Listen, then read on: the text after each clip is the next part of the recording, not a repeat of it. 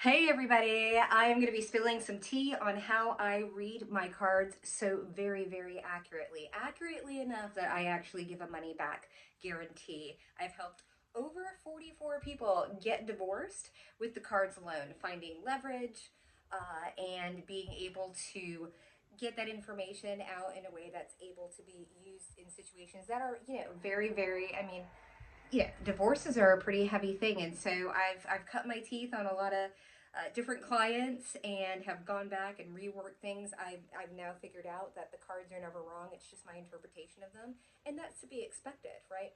And so it's just a matter of practice. And so yeah, I'm here to teach you. Cheers! Grab a little snacky snack. Grab your notepad. We're going to be going through all the different decks, but this is just a little jumping off point of card interpretation. Okay.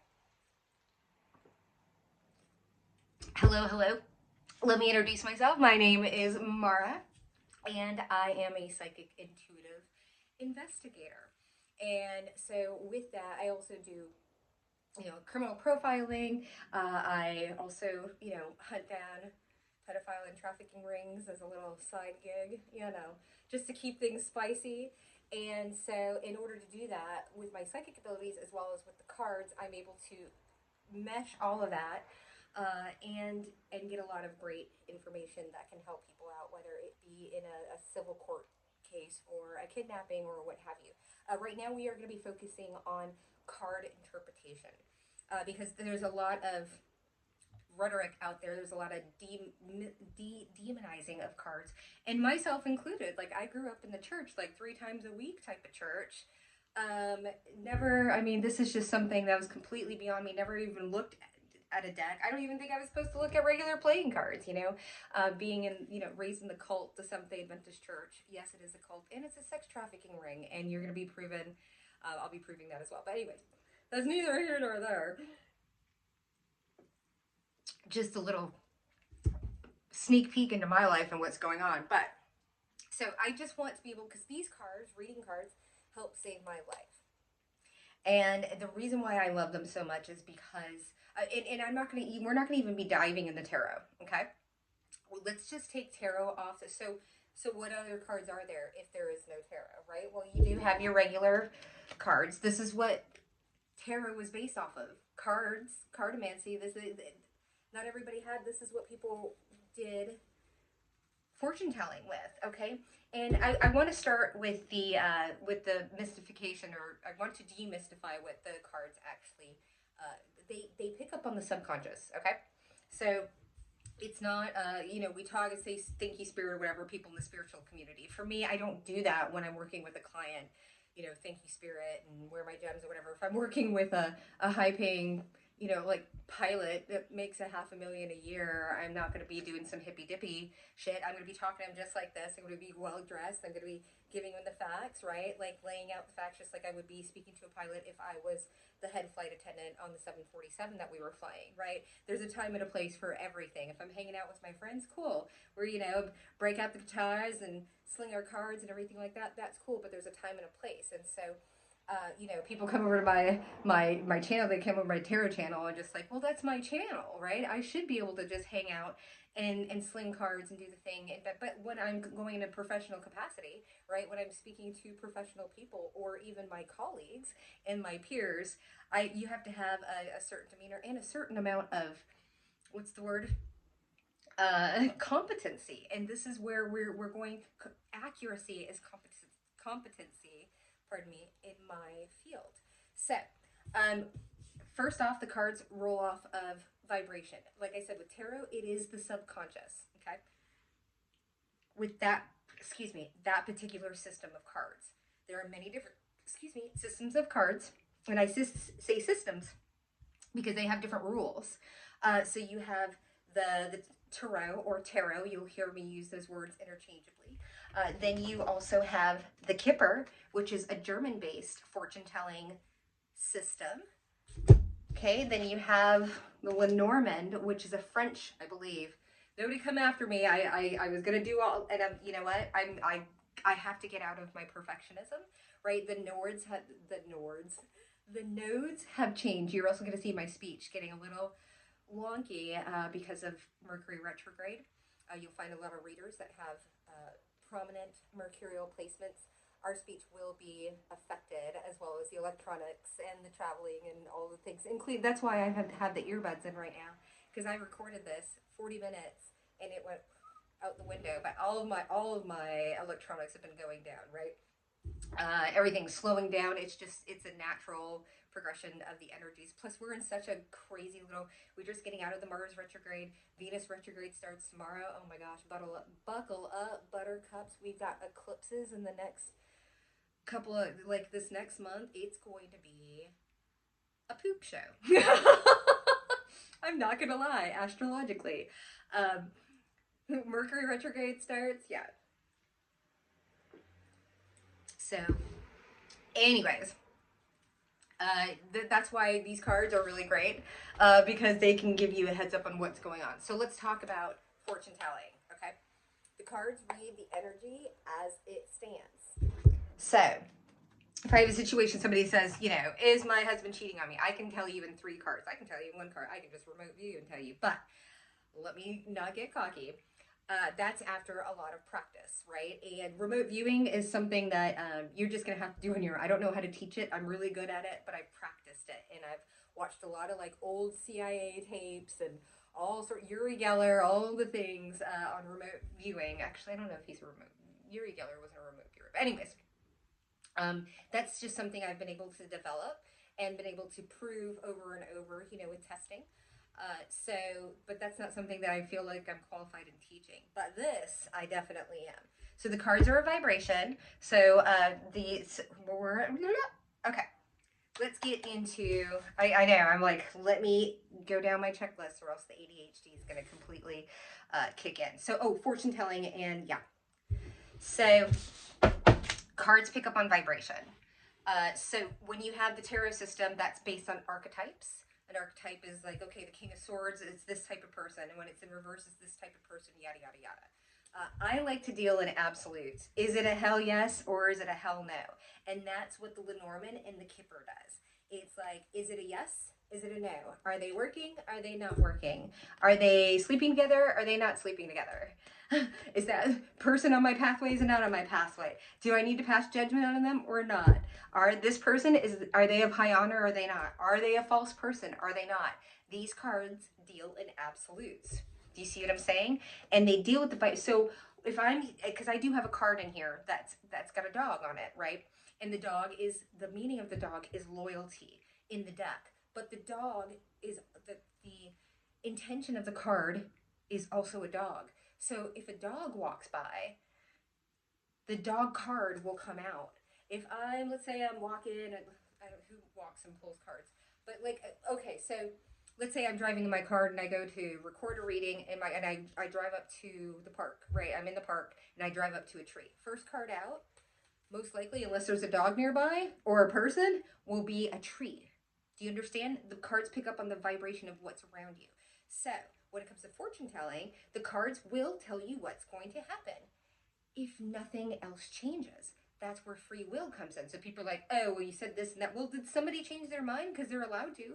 Like, that's a beautiful thing. We're allowed to change our mind. That's why we look at cards and card divination. We try, coming from with an aviation background.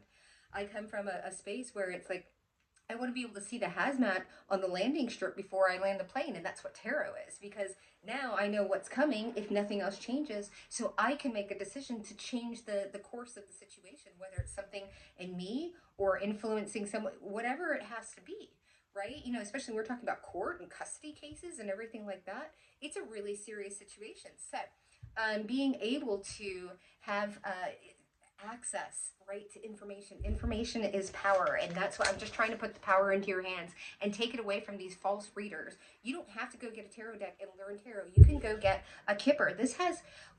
So there's the Kipper and the Lenormand. They have, like I said, different system. The Kipper has like 10 different people in it, anywhere from different ages to different, occupations.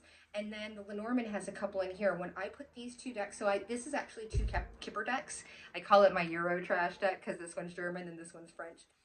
So this is actually 2 Kipper decks because there's so many people in this deck that it gives me a lot of people to work with, like the wealthy man, right? If it comes out in reverse, it's a not so wealthy man. And so I have two of these decks, two Kippers and a Lenormand, and I work with these divinating at the same time. So I get a lot of information. When you double up your decks, y'all, then you can start seeing if people are mirroring either each other or trying to mirror the other person. A lot of information. So cards are a vibration. They're not a spirit. You don't have to be spiritual in order to to be dealing with these decks. Okay, there's no spirits involved here. Okay, I promise you, because that's not something that, I've been approached by, but that's in different situations when I'm meeting, doing mediumship, everything like that. But in this case scenario, what do people are like? Oh, it's opening you up to spirits. No, you're opening up yourself to spirits.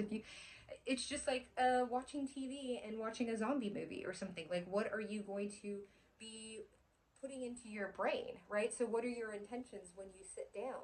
These are just reading the room. I've got this deck here, and by the way, if people are interested in timing, timing for your readings, this one's a really great deck. It's the Moonology. This is the deck that showed me the magic, and the reason why is because I would pull a card, and the card of the moon. So let's say it was like a Taurus full moon. The Taurus full moon would come out, and I was like, what in the heck? How is this even happening? Right? That's when I started really kind of cluing in that it might be, a vibration, an energy thing. People say vibration, energy, it's the same, but I say vibration because it really is. I see energy as, excuse me, something that's coming out of you, emanating your aura, and vibration, I feel is like a level, like radio waves. That's how mediumship is. I thought it would be somebody like sinking into my body, and it's not. It's just sharing the same wavelength. It's tuning the radio to the channel, right? So that's why they use the word channeling, but people make it think that you're like possessed, I'm channeling. No, I just tune into their radio frequency, and then all of a sudden I'm thinking the same thing. So that's when people are like, where are you getting your information? Well, when you watch me, right, you're tuning into my frequency, so now I can pick up on all your memories and everything like that. It's just an energetic exchange. Y'all think that it's just magic and everything like that, and it's not. It's actually science. It's actually called quantum physics. And we'll get into that in a different, if you really want to learn more about this, you should check out Dr. Joe Dispenza. And because he's got so much actual research, like brain scans, everything like that. And it's really interesting. One of the, a psychic that I follow and I don't follow a lot of psychics, and there's a lot of people that are charlatans out there, but there are a lot that aren't. And she went in for brain scans, and it's really cool what happens. Like her frontal, prefrontal cortex like shuts down when she's in psychic mode, and then everything goes to the back, and they're able to track, like she's actually, contacting, again, it's an it's an electromagnetic field. And you have, instead of aura in science, they call it a biofield or a biosphere, whatever. Again, I am butchering it. I know enough to know enough. So the one thing that really cemented that the cards were really a vibrational thing, where this deck. It's a very, very sensitive deck. Man, oh man, if you really want to get into card interpretation with just a simple little Lenormand, this is the Enchanted Lenormand. And the reason why is because it will knock, it's small, but it's mighty. It will knock your little socks off, okay, because of this. It has four people in it. It has two Caucasian men and it has two women. One is Caucasian, one is dark skinned. The same thing with the men, okay? And then there's a psychic. So this card is really, really good.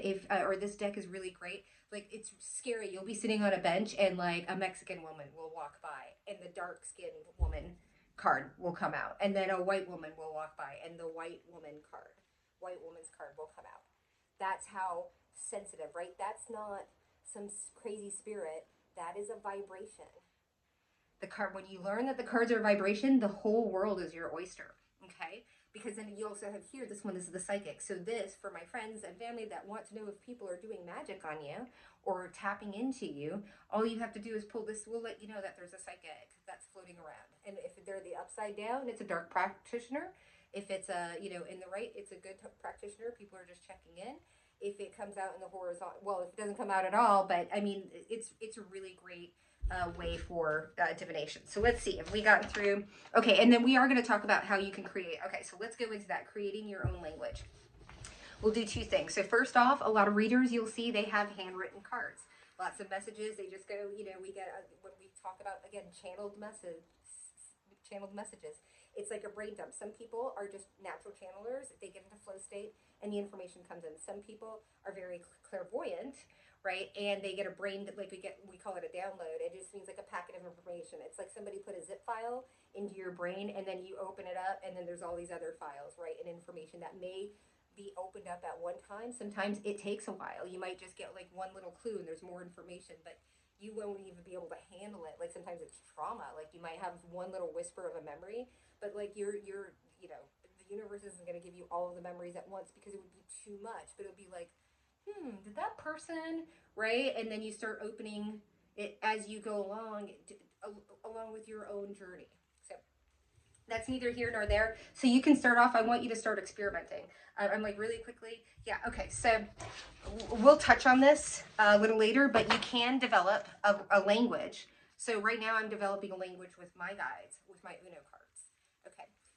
So what numbers represent what numbers, what color represents what number, what combination of colors, what draw two means, what draw two means in the upright, what draw two means in the reverse, what reverse means in reverse, right? And then I'm going to write a little key so that whenever I use these cards, now I know what's what. But once you write it down and you cement it in, and you can always change it, right? But if you want to just practice and see what I'm talking about, write down emotions on the card. Write down like happy, sad, go to whatever, like a therapeutic. I found one, it was like 67 emotions or something like that. And just write them down. And then when you're feeling something, go ahead and pull out a card and see what comes out and see if it's right. And then you'll be able to prove to yourself, I'm not here to recruit anybody. I'm here to empower you. And I don't like using that word because it's so overdone, but it really is for you to be able to pick up. You don't need to pay a psychic. Is my person cheating on me? Go get yourself a Kipper deck instead of paying a private eye and pull 3 cards. Seriously. That's as simple as it is. And then we're going to get into personality profiling, which is my favorite subject. And I'm scary good at it. And that, see, people are like, oh my gosh, so conceited, this, that, and the other. If you're a really good hairdresser, what's wrong with saying, I'm actually really good at what I do? I get accolades. I've had awards when I was a bartender. Like, if I'm an award-winning mixologist, just because you aren't and you want to be, that still says that I should not be and not do make it make sense. And then you want to like throw magic and all this other stuff and ruin people's reputations because somebody's doing something that you didn't take the time to, you know what I mean? So again, we're going to get into this character profiling because this is really important. This can help you with your boss, with your family, with your clients. I'm talking about pull 3 cards and find out what mood that client's going to be in. Pull another 3 cards and find out how you should present yourself in order to get the outcome that you want, right? This is a tool that can be used that has nothing to do with the spirit realm or spirituality or anything like that. So I hope you enjoyed this. All of your questions and all this stuff, please, comments. I love them. If you're going to hate comment, I'll just block you or just expose you. Actually, if I get any hate comments or like funky, I'll just pull your comment because if you want to get like famous, I'll go ahead and put your comment up and then I'll dig into your life and see what you did like in the past 48 hours or whatever. You know what I mean? Like I'll just totally like call you out. I don't know. Maybe I will, maybe I won't. We'll see. But that being said, thank you so much. I hope you enjoyed this content. Please, if you did, give us a thumbs up and leave a comment. It helps with the algorithm and all of the good things. I will be, I've got a whole list here, so we'll be back soon. Bye. Catch you on the flip. Ding. I'm trying to do all the like the cute kitty things. Bye.